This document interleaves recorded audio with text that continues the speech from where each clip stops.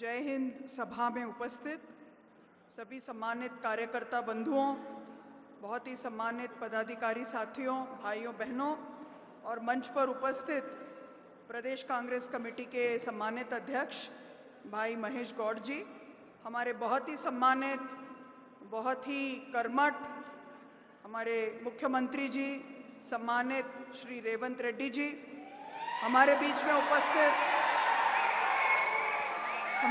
में उपस्थित all India से सर्विसमैन सेल के अध्यक्ष आए श्री रोहित चौधरी जी, हमारे बीच में उपस्थित कैबिनेट में मंत्री परम आदरणीय श्री उत्तम रेड्डी जी, भाई पोन्नम प्रभाकर जी, आदरणीय श्रीधर बाबू सर, हमारे बीच में उपस्थित एआईसीसी से हमारे वरिष्ठ साथी रहे हनुमंतराव जी, मधु यास्की गौड़ जी, हमारे भाई संपत जी, हमारे तमाम एमएलए और एमएलसी साथीगण, जिला कांग्रेस कमेटी के अध्यक्षगण, और मुझे बताया गया है कि इस कार्यक्रम के समायोजन में जिन साथियों ने बहुत मेहनत की है, ऐसे हमारे हरिवर्धन रेड्डी जी, हनुमंत रेड्डी जी, श्रीशैलम गौड़ जी, हमारे साथी वज्रेश यादव जी, भूपति रेड्डी जी, परमेश रेड्डी जी, बंडी रमेश जी और हनुमंत राव जी, हमारे तमाम सभी साथीगण और हमारे तमाम सभी मोर्चा संगठन के डिपार्टमेंट्स के साथीगण। साथियों, हमारे सामने आज की ये जो सभा है, मैं बहुत लंबी बात आपके सामने नहीं रखूंगी। हमारे माननीय मुख्यमंत्री जी आपसे आपकी भाषा में बात करेंगे और अच्छी से जो उद्देश्य है उसके बारे में बताएंगे। लेकिन मैं आपके सामने 3 बात रखना चाहती हूं जो देश के सामने परिस्थितियां हैं। आतंकवाद से अगर कोई दल सबसे ज्यादा लड़ा, अगर किसी दल ने अपने शीर्षस्थ नेताओं को आतंकवाद से लड़ते हुए इस देश की एकता और अखंडता के लिए समर्पित किया, तो वो कांग्रेस पार्टी है।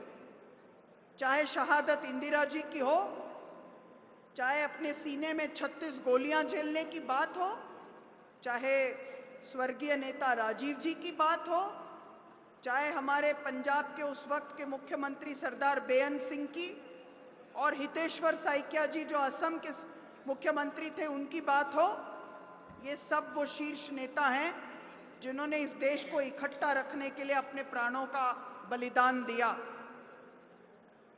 जब लाल बहादुर शास्त्री जी से ये पूछा गया कि आप पाकिस्तान के कमांडर तो 6 फुट के हैं, और ये माना जाता था और ये सच भी था कि लाल बहादुर शास्त्री जी का जो उनके हाइट थी वो कम थी, तो जब उनसे पत्रकारों ने पूछा कि आप पाकिस्तान के जो राष्ट्रपति हैं, जो सेना का भी काम देखते हैं, जिनकी हाइट बहुत ज्यादा है, उनसे आप कैसे संवाद करेंगे? तो उन्होंने कहा कि वो मुझसे झुककर बात करेंगे और मैं सर उठाकर बात करूंगा। ये भारत की परंपरा है और इस परंपरा में सेना को हमेशा राजनीतिकरण से दूर रखा गया है। सेना का कभी राजनीतिकरण नहीं हुआ, सेना में कभी सांप्रदायिकता नहीं रही। सेना में हमेशा इस बात की कोशिश की गई कि वो राजनीति से, राजनीतिक हथकंडों से आजाद होकर इस देश के सीमाओं की रक्षा के लिए लड़ाई लड़े। और हम अपने सभी शहीद, पहलगाम के हमले के बाद हुए जो सिविलियंस शहीद हुए और जो सेना के लोग शहीद हुए, उनको नमन करते हैं, उनके आगे अपना सर झुकाते हैं। तो क्या सवाल यह है कि किसी से नफरत किए बगैर किसी से लड़ाई लड़ी जा सकती है क्या? तो मैं इतना ही कहना चाहती हूं, किसी से लड़ाई लड़ने का मतलब किसी से नफरत करना नहीं है। नेहरू जी से देश की आज़ादी के बाद वो इंग्लैंड गए, तो इंग्लैंड के उस वक्त के वो नेता जिनके आगे ये लोग बहुत लड़ते थे, वो उस वक्त सत्ता में थे, और उन्होंने उनसे पूछा कि ऐसा कैसे है कि आप हमसे नफरत नहीं करते? How is it that you don't hate us? Nehru ji ने कहा कि we have been trained by a person to neither hate you nor fear you. हम एक ऐसे व्यक्ति से प्रशिक्षित हैं, उनका इशारा गांधी जी की ओर था, जिनसे हमने सीखा कि किसी से नफरत भी मत करो और किसी से डरो भी मत। तो वो क्या परिस्थितियां थी कि पहलगाम के बाद जब पूरा देश इकट्ठा था, जब पूरे देश की सेना संकल्पित थी, कार्रवाई चल रही थी, तब सीज फायर की घोषणा हो गई। तो तब हमको उस नेता की याद आती है।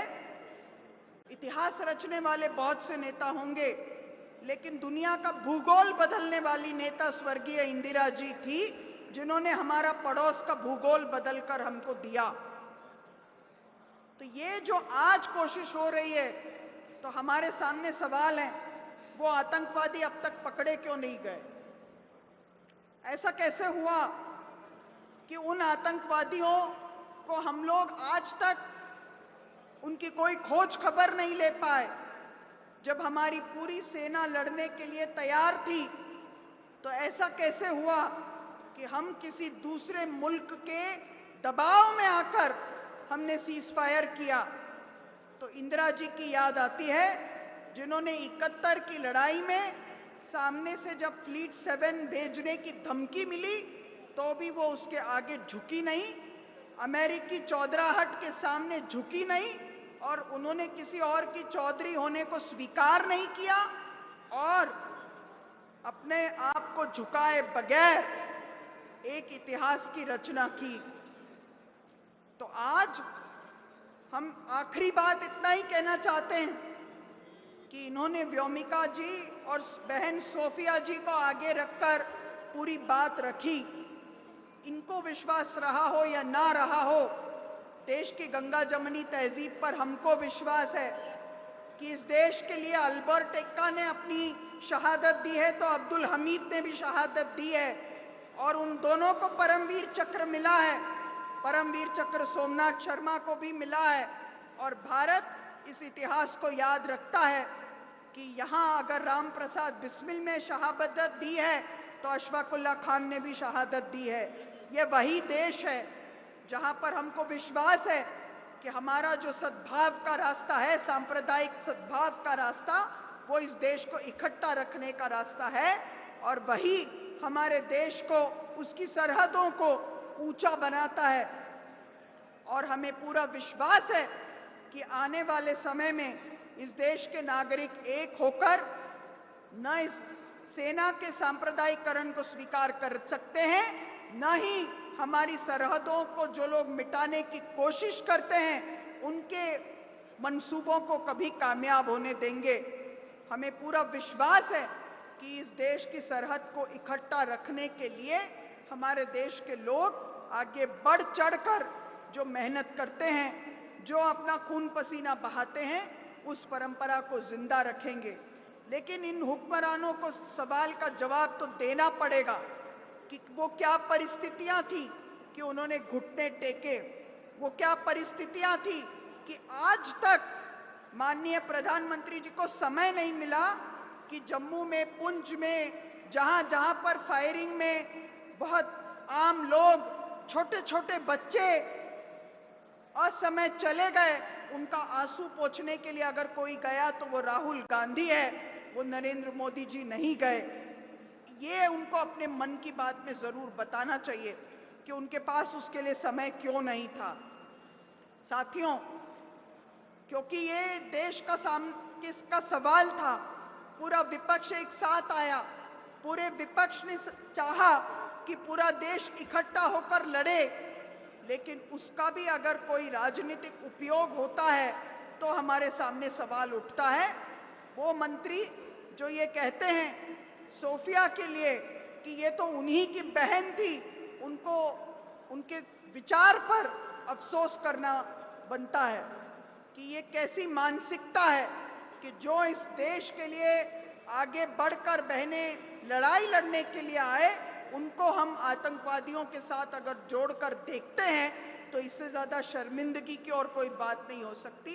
हम सब मिलकर इस देश के लिए राहुल जी के नेतृत्व में संविधान की रक्षा के साथ, संविधान में जो अधिकार हैं उसके साथ और हमारे तमाम सेना के शहीदों के प्रति नमन करते हुए, हमारे फोर्सेस के प्रति अपनी आस्था को जाहिर करते हुए इस सभा को आप सबके सामने रखा गया। इसको लेकर हम आगे भी और गांव-गांव में जाने का प्रयास करेंगे।